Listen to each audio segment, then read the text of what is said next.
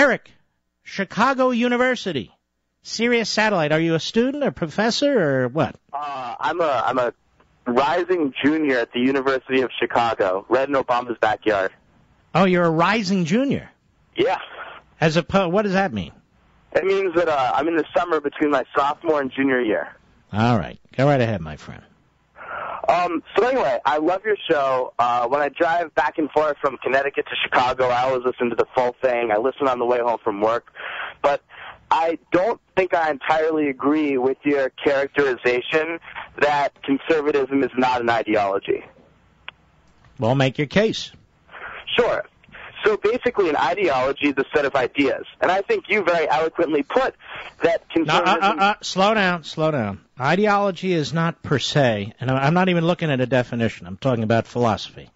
Sure. Ideology is not per se a set of ideas, right? It can be a belief, I suppose. It can be... But go ahead. A cohesive set of beliefs, right?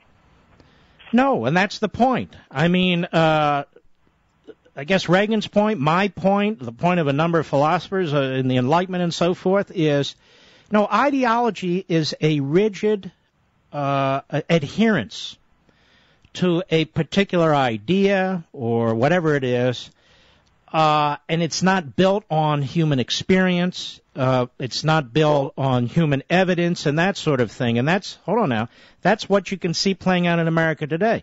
Barack Obama's policies, he's going to continue them and, in fact, increase them and expand them, even though they don't work, even though history shows us they can't work. We conservatives say we already know national health care can't work. We know it can't work not because of an ideological view, because it can't work, and it never has worked. Individual choices is what works. Well, Mark, I completely agree that the liberal ideology is the wrong one, but I would say you seem to...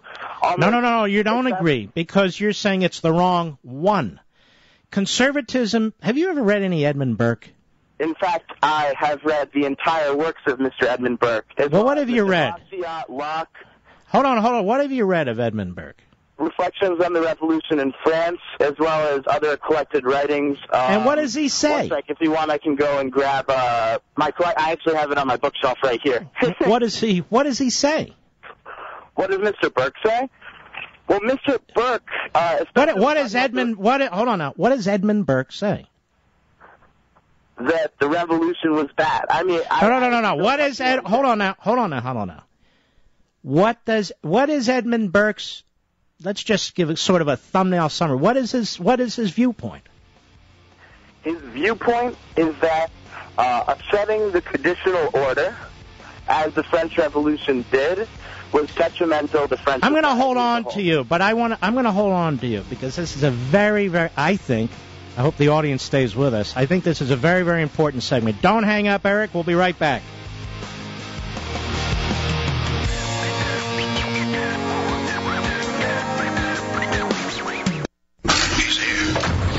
He's here.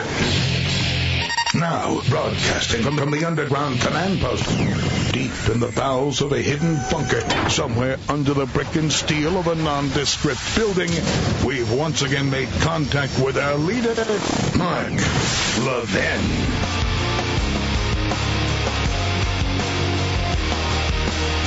Hello, everybody. Hour 2 on the Mark Levin Show, where we lace philosophy and politics and current events and history and entertainment all together.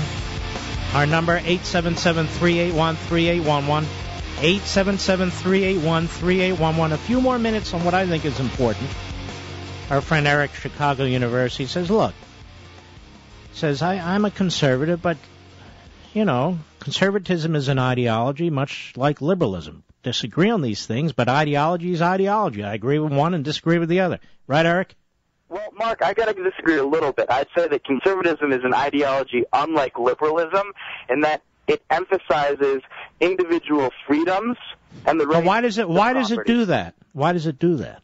Why does it do that? Well, that's a very interesting question. I mean, I think it was Burke himself who said something along the lines of, man has no right to what is not his benefit or what is not reasonable. I don't remember the exact quote. It was somewhere in the middle of reflection. All right. Well, if you don't remember what he said, then don't. But hold on. Slow down, because I have an audience to deal with too. Sure. Here's my question to you, Eric. Why are you? What is it about the individual human being that attracts you to a quote-unquote conservative ideology? I believe that people are born, and I believe this very strongly, with an inalienable set of rights, and that those rights constitute the core of any conservative ideology, upon which are built a few varying ones. As you said, there's a big tent, but the core of that. Yeah, don't. Hold on. I want to stick to the point. And why do you believe that? Why? Yeah, why? Well, because I think that conservatism has almost like a theme of respect for. No. Why? Hold on now. Why do you believe that an individual is born with unalienable rights, as it says in the Declaration, or inalienable rights, as you say? Why? Why?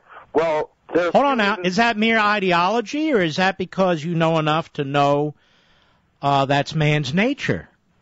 What is it? But knowing enough to know man's nature isn't the basis. I would say the Constitution enshrines those rights. Well, stop. Hey, the Constitution comes later. We're talking about philosophy now, not the Constitution. Sure. My question to you is, you said, I believe that an individual is born with inalienable rights. And I said, why? Probably because of the way I was raised, honestly.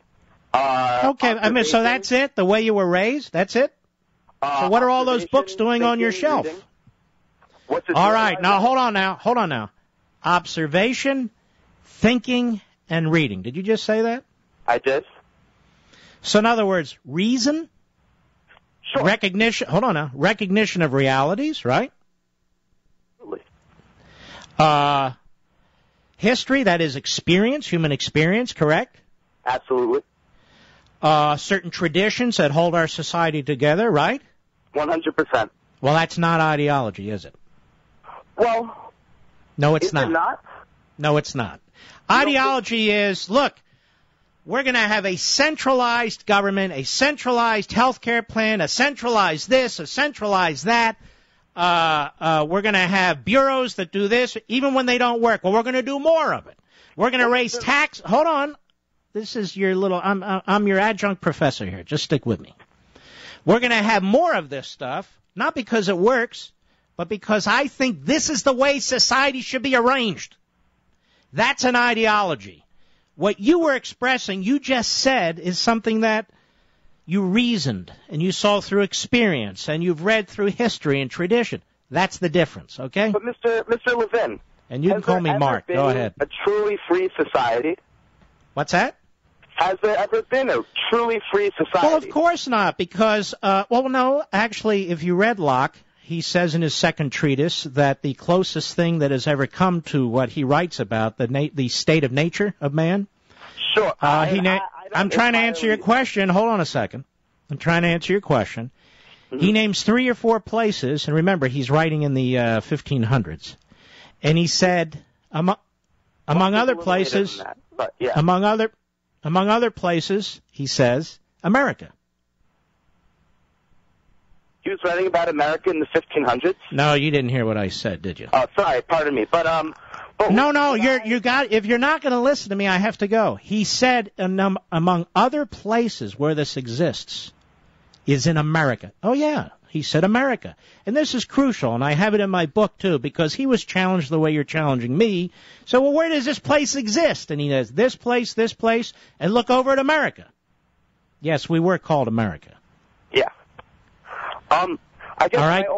my only question then is... We got time for one more, then I got to go on before I lose my entire audience. Yeah, thank you very much for the amount of time, but if the only time, or one of the only times, was late 18th century, 17th century America, then is there any hope that we can ever go back to that point in which we had those freedoms?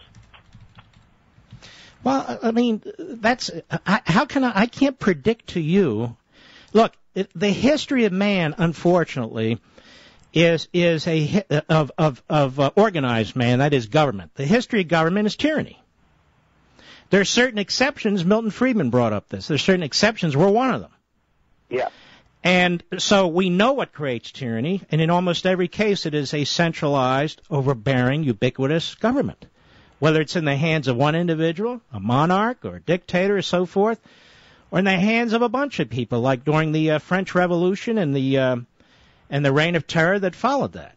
So our viewpoints, our mindset, is not an ideology. It's one built on experience and reason and tradition and thought and all these other things. Eric, I got to go, my friend. Thank you very much, Mr. Levin. All right, take care. There he goes. Good guy, don't you think? I said Locke in the 1500s. I meant in the 1600s. Sorry. I just want to be accurate, as accurate as I can.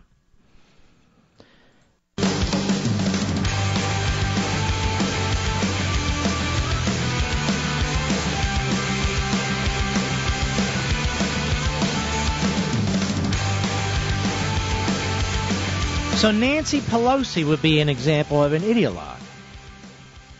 Not somebody who's reasoning or thoughtful or basing her views on experience or tradition or anything of the sort. She's an ideologue. And ideologues are forced to lie and to contort and to do things like this to advance their ideology. And so she takes a matter of holding or charging Holder with contempt and turns it into a voter suppression issue. Now, this has nothing to do with voter suppression, but it doesn't matter. And she kept doing it during her press conference. Cut 3, go. Don't forget, they're going after Eric Holder because he is supporting measures to overturn these voter suppression initiatives. Stop. See, she's a demagogue. She's a propagandist. Because she's an ideologue. Don't forget. They're going after Eric Holder because he's supporting measures to overturn these voter suppression initiatives in the states. There are no voter suppression initiatives in the states. Voter ID laws are trying to ensure that only people who can vote, vote. Cleaning the rolls of illegal aliens and dead people is to ensure that only people who can vote can vote. That's not voter suppression. So the words are twisted, the language is abused, the argument is a diversion. That's an ideologue. Nothing reasoned or rational about what she's doing. It's ideological. It's almost religious in the sense, not good in the good faith sense, but in the sense that she's going to commit to this no matter what the consequences. No matter the consequences. Because she's a statist. Because she's a mastermind. Because they have a utopian ideal and ideology. And they're not going to let anything upset it. Nothing. But I want you to listen to her voice in particular here. And by the way, she did this throughout the press conference. We decided not to record all the clips or to play all the clips. But listen to how she treats you. Listen to how she talks. Cut 3, go. Don't forget, they're going after Eric Holder because he is supporting measures to overturn these voter suppression initiatives in the states. This is no accident. It is no coincidence. It is a plan on the part of the Republicans. She almost sounds like a conspiracy nut. Right?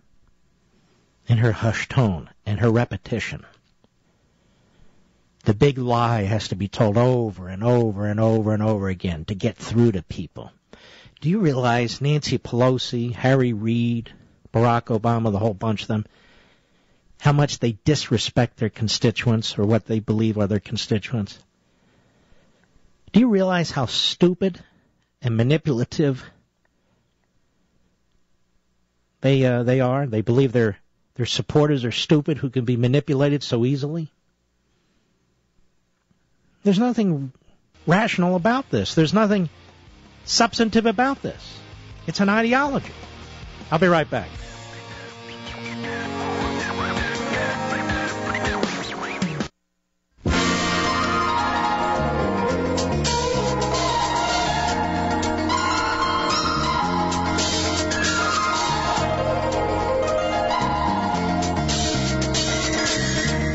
Where Americans meet to defend liberty and defeat tyranny. Call the Mark Levin Show now at 877-381-3811. Well, that was a sad interlude with Nancy Pelosi, from John Locke to Nancy Pelosi. But let's go back to Locke for a moment. I really like that kid who goes to the University of Chicago, because it gives me an excuse to talk a little bit more about this stuff. Locke wrote an essay in 1690 that I reference in Emeritopia in Chapter 6. It's called An Essay Concerning Human Understanding. If you read anything in Emeritopia, and you don't want to read the whole thing, read this chapter. Because his understanding of human nature and how man gains human understanding and knowledge had an enormous effect on your founding fathers, and provides the distinction between what is reason and rationality and understanding and experience versus ideology. And he dramatically distinguished his philosophical approach from the utopians. He said, since it is the understanding that sets man above the rest of sensible beings and gives him all the advantage and dominion which he has over them, it is certainly a subject, even for its nobleness, worth our labor to inquire into. For Locke, the individual has value and dignity and significance. He's not advancing a dogma. He's not advancing a fantasy. And as if lecturing the utopians, the Nancy Pelosi's, he said, when we know our own strength, we shall the better know what to undertake with hopes of success. And when we have well surveyed the powers of our own minds and made some estimate what we may expect from them, we shall not be inclined either to sit still and not to set our thoughts on work at all, in despair of knowing anything, nor on the other side question everything and disclaim all knowledge, because some things are not to be understood. He said, I thought that the first step towards satisfying the several inquiries the mind of man was apt to run into was to take a survey of our own understanding, examine our own powers, and see to what things they were adapted. Until that was done, I suspected that we began at the wrong end, and in vain sought for satisfaction in a quiet and secure possession of truths that most concerned us, whilst we let loose our thoughts into the vast ocean of being, as if all the boundless extent were the natural and unbounded possessions of our understandings, wherein there was nothing that escaped its decisions or escaped its comprehension. What's he saying there? What he's saying there is, look, we need to understand the nature of man, our strengths, our weaknesses, our limits, and so forth. We have to start at that end, not the other end of recreating society. And he goes into great length about this, and I quote him at some length. And Locke found that experience, uncovered through observation and right reason, was decisive to comprehending man's nature. And he said famously, now you may never have heard of it, but philosophers consider this relatively famous, let us then suppose the mind to be, as we say, white paper, void of all characters, without any ideas. How comes it to be furnished? In other words, where do we get these ideas from? Whence comes it by the vast store which the busy and boundless fancy of man has painted on it, with an almost endless variety? Whence has it all the materials of reason and knowledge? Where do these things come from? He says, to this I answer in one word: experience. experience, the individual's experience, human experience. In that, all our knowledge is founded, and from that it ultimately derives itself. Our observations employed either about external, sensible objects, or about the internal operations of our own minds, perceived and reflected on by ourselves, is that what supplies our understandings with all the materials of thinking. These two are the fountains of knowledge, from where all ideas we have, or can naturally have, do spring. Now notice the difference. The earnest effort to try and figure, where do we come up with our ideas? How is it that our mind functions? How do we understand things? Where does knowledge come from? He says, experience. Experience through reason. And that can include reasoning, the acceptance of tradition and faith and so forth, but whatever it is. Now, I'm not going to do it here. When you read the Communist Manifesto, there's none of this in there. None of it. He rejects it all.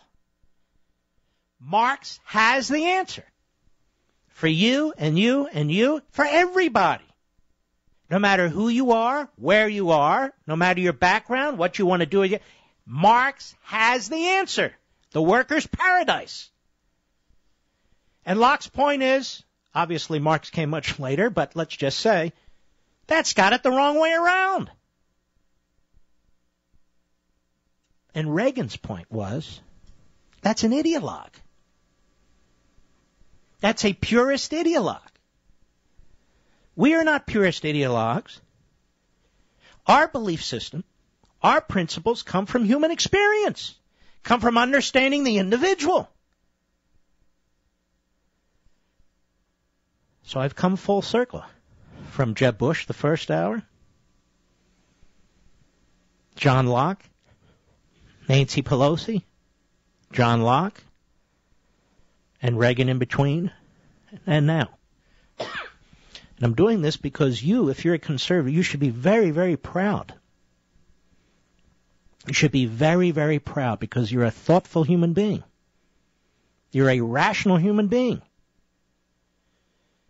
It doesn't mean you need to know all about philosophy and everything, but what you do, if you think about it, is you think about it. You look at experience. Well, that can't work.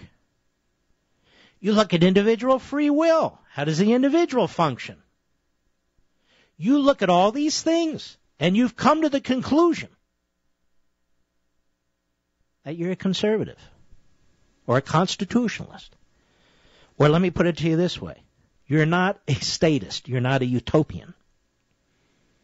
Because experience tells you, reason tells you, knowledge tells you that that's tyranny. That's John Locke's point. You're starting from the right end of thinking, of analyzing things. The liberal starts from the wrong end. And when it's proven to be wrong, they keep pushing it anyway. Because they are committed to an ideology, or if you will, a secular religion. It doesn't matter what human experience shows. It doesn't matter individual understanding. It doesn't matter individual free will. In fact, all of that gets in the way of their ideology, of their secular religion. That's why they demand uniformity. That's why eventually you get various levels of coercion. Because they're ruling against the nature of man. Because they do not care what you think, what you understand, how you reason in your own life, with your own family, your own business, your own job, whatever. That's beside the point, because they start at the wrong end. The wrong end, where they seek to impose a new society, one they cannot even define, the contours of which they can't even explain. They seek to impose that on you against your will. Whereas we say, no. The individual. We know enough about history. We know enough about experience. We've gained enough knowledge over the ages to know that can't work. As a matter of fact, it's diabolical. Matter of fact, it's evil. It's not natural for the individual. It's inhumane. Because we start with the individual, understanding the individual. I hope for a lot of you this has been interesting, if you've stuck with us from hour 1 to hour 2.